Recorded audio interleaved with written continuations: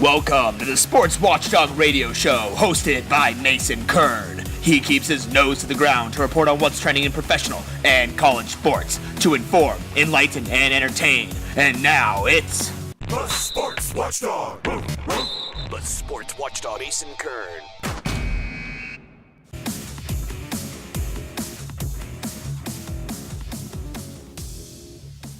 Hey everyone, welcome to the Sports Watchdog radio show on NBC Sports Radio AM 1060 Phoenix. I'm Mason Kern here with you every Sunday from 7:30 to 8 a.m.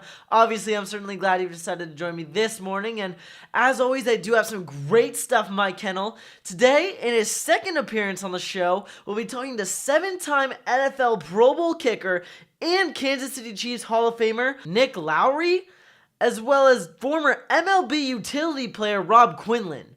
I'll also be covering some sports hot topics, and for you basketball-specific fans, interesting happenings on the hardwood. So in our first stop in sports hot topics this week, I'm going to throw it on over to the NBA and some pretty sad news. I'm going to make this short and sweet. Just want to give a shout out to the Spurs and the NBA family, as San Antonio Spurs head coach Greg Popovich just lost his wife Erin recently.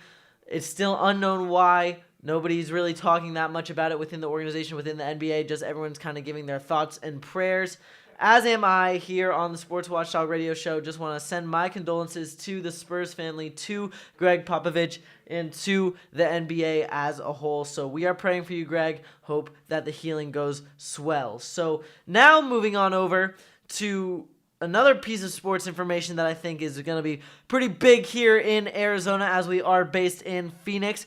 The Arizona Cardinals NFL draft prospects. Who knows who they're going to take? Well, I think I have a pretty good idea. Looking at it now, little mock drafts have been kind of put out, as the NFL draft is less than a week away to this point. And as it sits right now, the Cardinals have about 7 or 8 picks spread across 7 rounds in this draft, so they have a lot of prospects that they're looking out for. I think obviously most notably at number 1, they have the 15th overall pick, barring any trades, whether up or down in any direction, barring any of that. They have the 15th pick in the first round, and I've heard a couple names at non-quarterback option. I've heard Mike McGlinchey, the offensive tackle from Notre Dame. But honestly, guys, I know they have Sam Bradford on a 1-year, $20 million contract, but I think they're overpaying him a lot. I think you go backup quarterback option of the future, and that's Lamar Jackson. I think he'll slip to 15. I think if he is available, the Cardinals cannot and should not pass this kid up. Very versatile quarterback. I think he would be a very good option. And then in the second round, they have the 47th pick. I think they should go Dante Jackson out of LSU, the CB. I mean, he big acquisition to this point he would be for this Arizona team, who is kind of lacking depth at that position. And then kind of going through, I'm looking at it now, and they have 2 picks in the third round at 79 and 97, and then they have picks in the 4th, 5th, 6th, and 7th rounds. So going through it, Brian O'Neill out of Pittsburgh, the OT. Then you have a wide receiver again in the third round, Doris Fountain out of Northern Iowa. That would be a compensatory. And then in the 4th round, another compensatory would be Andre Smith out of North Carolina, ILB. So those two picks, both compensatory. Another compensatory in the 7th round later will be Brendan Mahone out of Penn State, a guard. So that could be another good option as a compensatory pick. Then in the 5th and 6th rounds, though, you have, I would say, Godwin Igwebuike out of Northwestern. He could be a pretty good option. He's a safety. And then you also have Daniel Carlson, a kicker out of Auburn. That pick would actually be from Denver in the 6th round. Pick number 182 overall, Daniel Carlson once again. So looking at it, I mean, Lamar Jackson in that first round, he got a really high ceiling as any quarterback really in this draft, in my opinion. It would really be interesting to see what offensive coordinator Mike McCoy would cook up for the run and pass weapon with that kid. And McCoy is really someone who will try to fit an offense to a quarterback's strengths, not really the other way around. So that could be really interesting. And then Dante Jackson in that second round brings speed across from Patrick Peterson. And cornerback is a position that the Cardinals really have to address early in this draft, in my opinion. Speaking of, I mean, later on, like I said, O'Neal adds another option at tackle, where the Cardinals do have a pair of really uninspiring starters to this point. Fountain is really an excellent athlete who could be pretty special under the tutelage of Larry Fitzgerald. I mean, at that wide receiver slot, learn a lot under a veteran such as Fitzgerald. I mean, that would be pretty big for this Cardinals team. Smith, on the other hand, gives the defense a potential 2-down middle linebacker. I mean, plus having two Andre Smiths on the same team should be some barrels of laughs. While Igwebike brings more depth, really, to a secondary that truly needs it. Now, Carlson might really just be the best kicker in this entire draft class, and then Phil Dawson is 43, so I mean you can't really fault him there. And Mahone, on the other hand, I mean at 7th round can really be developed into a potential starter down the road. So I think those picks for this Arizona Cardinals team would really bolster them and obviously, like I said, with Sam Bradford at the helm right now, I think Lamar Jackson really leads this team into success early down the road.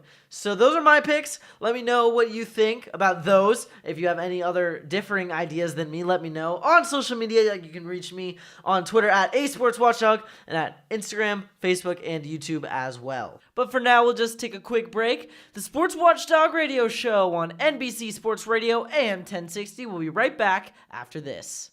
Lifestyle expert Marilee Kern here with a fantastic travel idea for you. Those traveling to Los Angeles will love the Jamaica Bay Inn, a boutique hotel in Marina Del Rey offering fantastic hotel amenities, including a fitness center, complimentary Wi-Fi, 24-hour business center, a heated pool, and beachfront dining at Beachside Restaurant and Bar. Jamaica Bay Inn's casually elegant rooms and suites feature 55-inch flat-screen TVs, and many even have balconies with water views. Book now at JamaicaBayInn.com.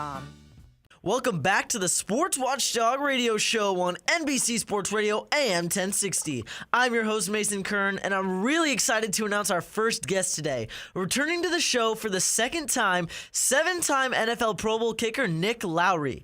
Not only did Nick earn the distinction as the most accurate kicker in NFL history during his time in the league, he was also named NFL Man of the Year for both the Kansas City Chiefs and the New York Jets. Not only that, but Nick also holds the title of the Chiefs' all-time leading scorer. Also noteworthy is Nick's role as a nationally recognized advocate for reducing concussions, as well as his work with a pharmaceutical neuroprotection company called CTE Canalife Sciences, all of which we'll be discussing. So with that, hey Nick, welcome to the Sports Watchdog Radio Show. Glad you could be here.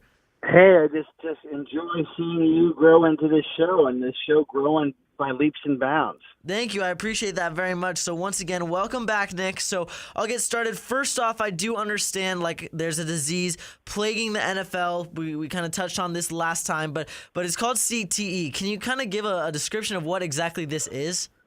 Well, it's essentially something diagnosed by Dr. Bennett Amalu, and it featured in the movie Concussion, where he's played by Will Smith.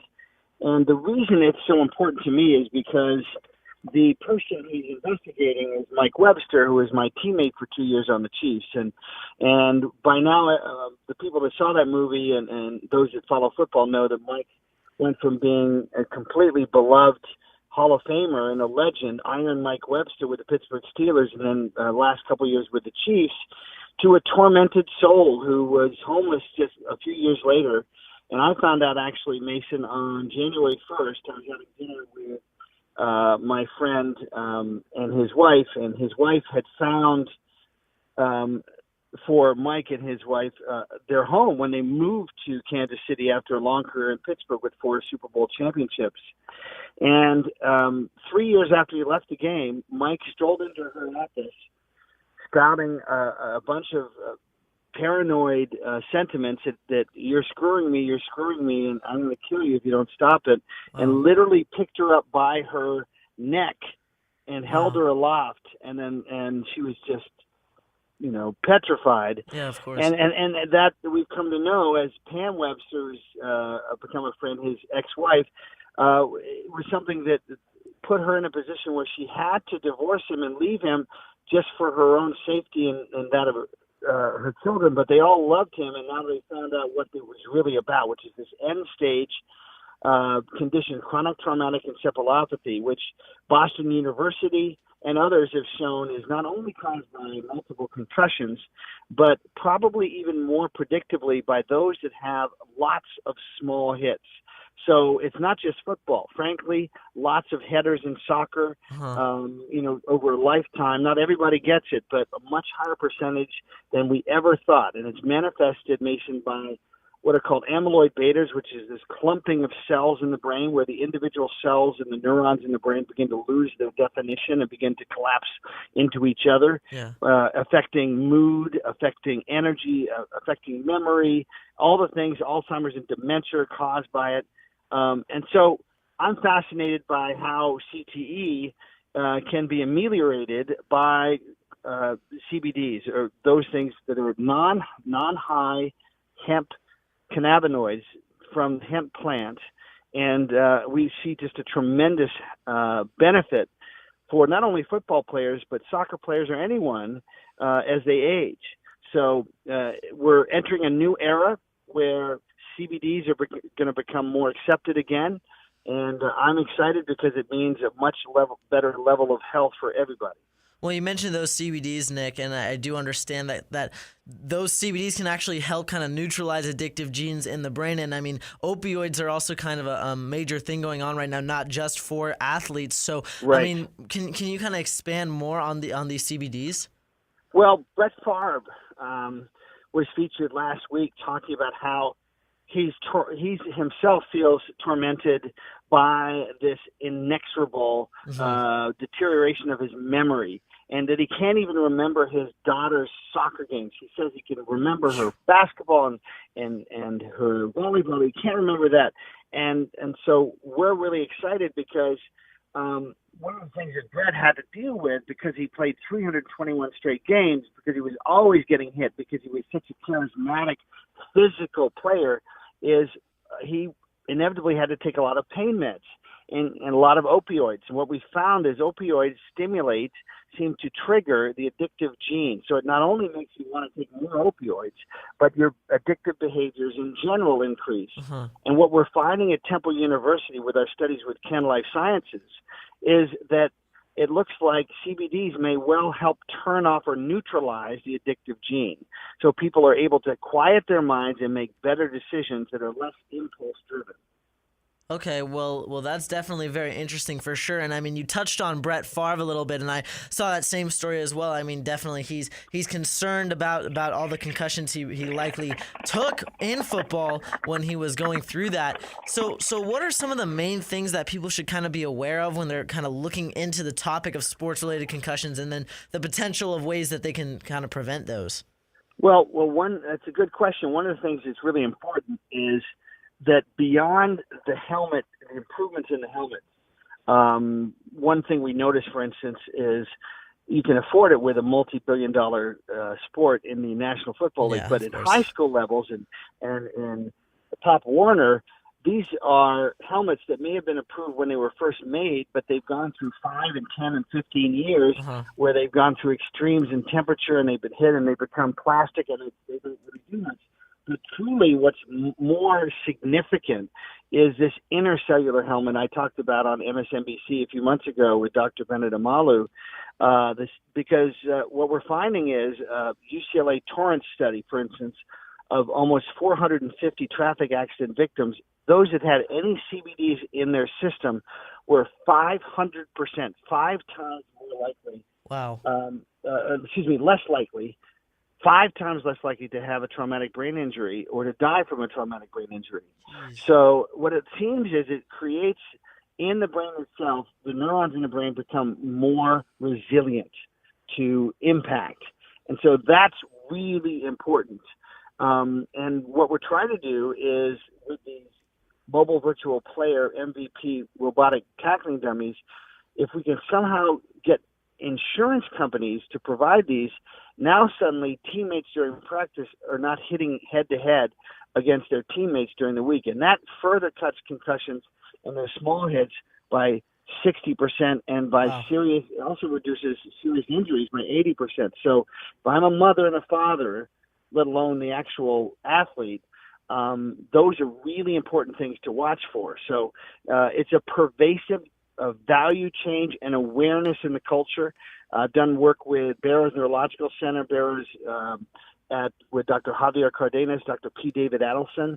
The last couple of years we've hosted luncheons, and they have this beautiful, well-organized event. It's a day's event where all the different stakeholders in that community, not only doctors, but the trainers and the first responders, if you will, when somebody may have a concussion, they're better trained, they have better equipment, and they have the latest in information. So all these things are beginning to happen. I wish they'd happen sooner.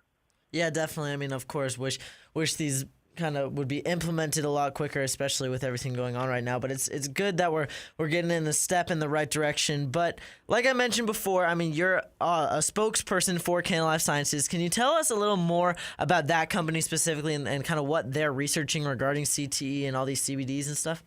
Well, we have an excellent website, Canalife.com, Kannalife, Canalife.com, and you can look at what we call disruptive new pharmacological developments. We have a super CBD molecule called KLS 13019 for an abbreviation 019, and it's 50 times more powerful than anything we've found in terms of CBDs and concentration. It's 400 times safer by medical standards, and it's 10 times more bioavailable. So what happens in research is you research with mice and with rats, and then you eventually, of course, raise the standards, and you do research with actual humans. So that's where we're at now, and it's very exciting because we're getting some significant data, and now we can help people in a very real way with the quality of their lives, their mental clarity, hopefully reducing the incidence of potential dementia and Alzheimer's long-term, Parkinson's. But you can look at these research studies at echoconnection.org, ECHO connection.org, or Canalife.com. Canalife was showing the latest in our research at Temple with Dr. Bill Kenny and others. Well, thank you so much, Nick. I mean, that was all such great information. Make sure everyone to go check out those two websites if you want more information. Thank you so much again, Nick. All right, everyone, the Sports Watchdog Radio Show on NBC Sports Radio AM 1060 will be right back after this quick word.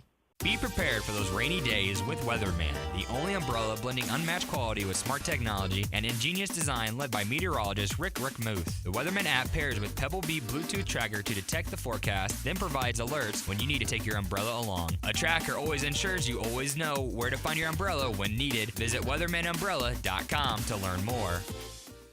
Hey there, and welcome back. You're listening to the Sports Watchdog Radio Show on NBC Sports Radio AM 1060 with me, your host, Mason Kern. Joining us now on the line is former MLB utility player and current regional developer for the Joint Chiropractic, Robb Quinlan. Robb was drafted in the 10th round of the 1999 MLB draft by the Los Angeles Angels. He played as a utility player for their minor league affiliate and got called up to the majors for the first time in 2004. He spent 12 seasons as a utility player across minor and Major League Baseball. Throughout his career, Robb was named Pacific Coast League MVP, Anaheim Angels Minor League Player of the Year, AAA All-Star, and Pacific Coast League All-Star, among other honors as well. He also set the record for longest hit streak by any rookie in the majors since Ichiro Suzuki in 2001 with a 21-game hit streak in 2004. Today, Robb is a regional developer for the Phoenix-based The Joint Chiropractic, where he oversees the development of multiple Minnesota territories for the brand. So Robb is here to discuss how an injury led to his post-MLB career and to give some insight into the world of Major League Baseball. Hey, Robb, welcome to the Sports Watchdog Radio Show. Thanks for coming on the show. Hey, thanks for having me, Mason. Yeah, thank you again for coming on. So first off, Robb, can you tell us a bit about your baseball background and at what age did you start playing and what was your college career like? Yeah, I grew up in Minnesota. Obviously, it's a little colder climate up here in Minnesota. So I kind of grew up more in a hockey family kind of first. Had two older brothers. Obviously, all three of us played baseball, but hockey was kind of our first passion. And grew up playing. My brothers are 8 and 9 years older than me, so I probably started when I was 2, 3 years old. We'd be out in the backyard playing baseball. And just kind of as I grew up and got older, my brothers turned out to be pretty good baseball players as well as hockey players. One of them actually won a World Series ring with the Toronto Blue Jays in 1992, wow. My brother Tom. And as I got into high school, I kind of realized as much as I liked hockey, I was a lot better baseball player than I was a hockey player. Mm-hmm. So went to Hill Murray High School up in St. Paul, Minnesota, and got a college scholarship to the University of Minnesota, which was always a dream of mine to play for the Golden Gophers, and ended up playing 4 years at the University of Minnesota. And actually, we had my last 2 years. It was 2 years that the school had won the most victories ever in a season. So Wow. we had some really good players, some great teams, and just really fortunate to play for the University of Minnesota. Definitely, and then so you play your whole college career there, all 4 years, and then you get drafted in 1999. So how difficult would you say was it working your way up through the minor leagues to eventually make it to the majors in 2004? Yeah, you know what? So when you get drafted in baseball, a lot of people think maybe you just go right to the major leagues. But no, you have a long road ahead of you. Mm-hmm. And I got drafted by the Anaheim Angels at the time, and they shipped me off to Boise, Idaho, which was the first place I went with short season A-ball. And, it's a wake-up call. You play baseball your whole life because you really enjoy it, and you love going out there and play. And then as you get drafted, you kind of see right away that it's a business. And one day one of your buddies is playing with you, and the next day they're released or they got moved up. And so I got a chance to play 4 years in the minor leagues, played in Boise, Idaho, and worked my way all the way up through Salt Lake City, which was the AAA team. But it's a great experience. Really get a chance to travel around the country, get paid to play a game that you love playing was just something I was really fortunate to be able to do. Definitely, and I mean, you say it takes you all around the world. I mean, playing the sport you love, I'm sure that is also just another nice perk. But you suffered a pretty extensive abdominal injury during the offseason in 2004, right after you'd completed your first Major League MLB season. But by 2006, you then recorded one of your best seasons in the Major League. So how did you manage to come back so successfully? Yeah, towards the end of the 2004 season, actually, it was just late in the season. We were taking batting practice down in Tampa Bay, and just pregame warm-ups, and took one swing, and I had no issues with my abdominal or anything. And just one swing, I blew out my whole abdominal section, and really some of the worst pain I could ever tell people about is just, I mean, everything you do, you use your lower back, your abdominals, and so it was a good 8-week process of me just trying to get back to being normal, and I couldn't really move a whole lot, and really that's kind of about the point moving forward when I found chiropractic care. Dr. Prieto was a team doctor. And that's really the person that got me into the chiropractic area, and then just really starting to get regular treatments is really what helped me out. So you mentioned those regular treatments then, and the team doctor with the chiropractic visits. So how did those and that new type of thing kind of help your performance as an athlete, and how did it kind of affect you coming back? Yeah, so really my whole, it was my whole left side of my abdominal muscles that was blown out, and really my whole body was just out of alignment. I mean, I didn't feel right. I didn't feel like how I felt like before the injury. Definitely. Everything was a little bit out of whack, and just getting the weekly treatments. And I'll be honest, at first I was maybe a little bit skeptical of it, and just getting in there and Dr. Prieto and just having working on my body, putting my spine back in alignment, really working my lower hips, getting them back into alignment. And before you know it, it seemed like it happened a lot quicker than I thought it was gonna. I felt like I was not only back to my old self, but feeling even better than what I did before. And so really it was just continuing on those weekly treatments just to keep everything in alignment. And, from there, talked about the 2006 season. Just really, it felt like that was about the point where everything was back in alignment, and just had one of my best years ever in 2006.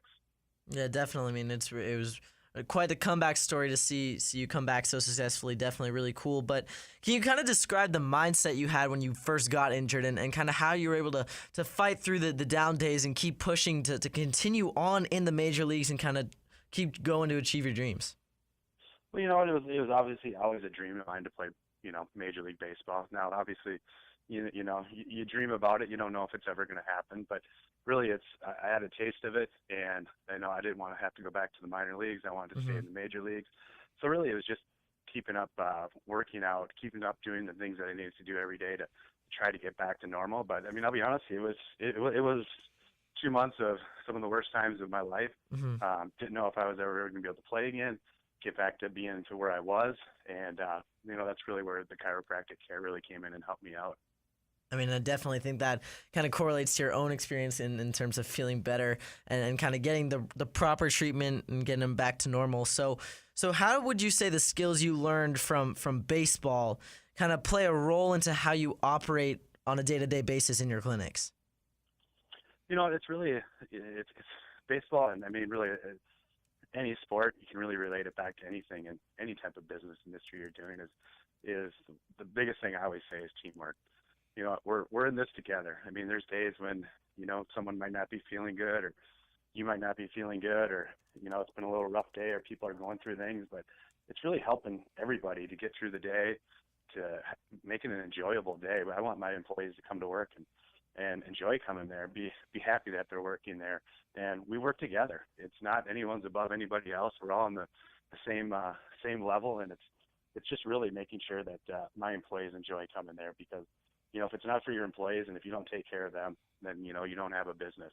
So that's one of the biggest things I try to do every day, is just respect my staff, you know, work together with them. You know, it's really playing together as a team is what I always say.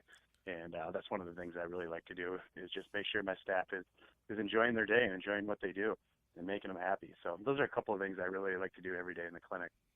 Well, I think it kind of goes back to the cliche saying, there's no I in team. Definitely a motto that I can see you definitely employ. Well, Rob, thank you so much for your time. Where can our listeners go to get more info on you and the Joint Chiropractic as well? You can go to thejoint.com. We have over 400 locations throughout the U.S. You can go there and check us out.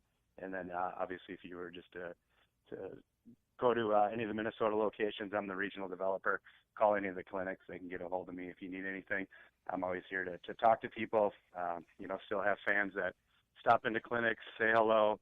I'm always up for saying hi to everybody and being a friendly guy and talking to people. So I tell everyone, always reach out and come in and check the joint out. Mm-hmm. It's a great model.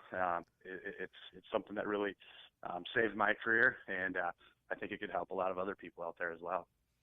Well, all right, everyone. That was Robb Quinlan once again here on the Sports Watchdog Radio Show on NBC Sports Radio AM 1060. In the bright Arizona sun and even on cloudy days, protecting your eyes from dangerous UV rays is important. Now, finding fashionable and functional sunglasses is easier and more budget-friendly than ever thanks to sunglasswarehouse.com. They offer an array of stylish sunnies that won't break the bank. With hundreds of designs for every activity, you're certain to find a pair that fits your needs and lifestyle. Check them out at sunglasswarehouse.com.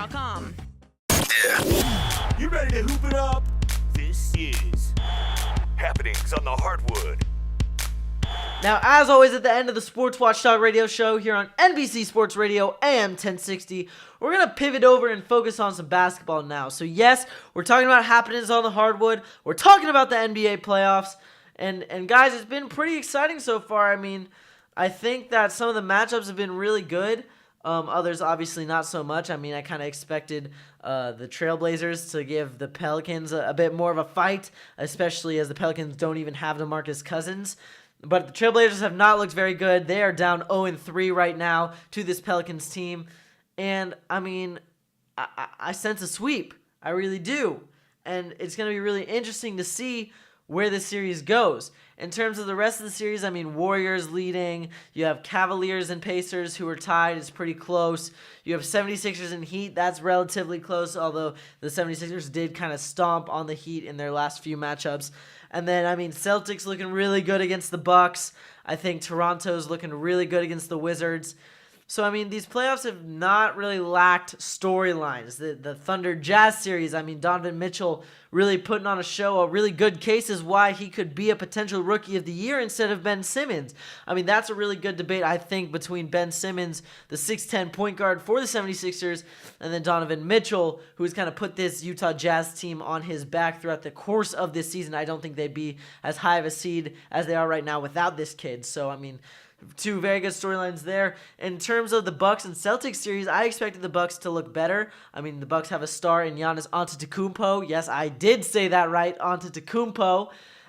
And they have good role players too, so I don't know why they're down to a team that doesn't have Kyrie, doesn't have Gordon Hayward anymore. But this Celtics team, just with their young guns, they're just playing better basketball, and that's what it comes down to. I mean, I kind of expected the Houston Rockets and the Golden State Warriors to kind of come out and win their series, possibly in the sweep. I did not expect the Pacers to give the Cavs as much of a challenge as they have. I mean, I know LeBron James is in zero dark 30 mode, as he likes to call it, no social media kind of luck in for these playoffs. But, I mean, this Cavs team, again, regressing to what they were looking like at kind of earlier before the trade deadline when they made all those crazy moves. But I mean, for the rest of these series, it's been pretty exciting. I'm looking forward to the rest of the season, the rest of this NBA playoffs. Let me know on social media what NBA Finals predictions you have. Who's going to make it out of the first round? Who's going to make it to the finals? Who's going to win the finals? I hope it's not a rematch of the Cavaliers versus Golden State Warriors. But let me know what you think. Once again, on Twitter at @SportsWatchdog, and on Instagram, Facebook, and YouTube, you can reach out as well. But, I mean, guys, this NBA playoff is very interesting. Let me know what you think. Well, that's a wrap, everyone. Anybody wanting to connect with me, the Sports Watchdog, on Twitter can do so at @SportsWatchdog, and on Instagram, Facebook, and YouTube as well at the Sports Watchdog. So until next time, keep your eye on the ball. The Sports Watchdog. The Sports Watchdog Ace and Kern.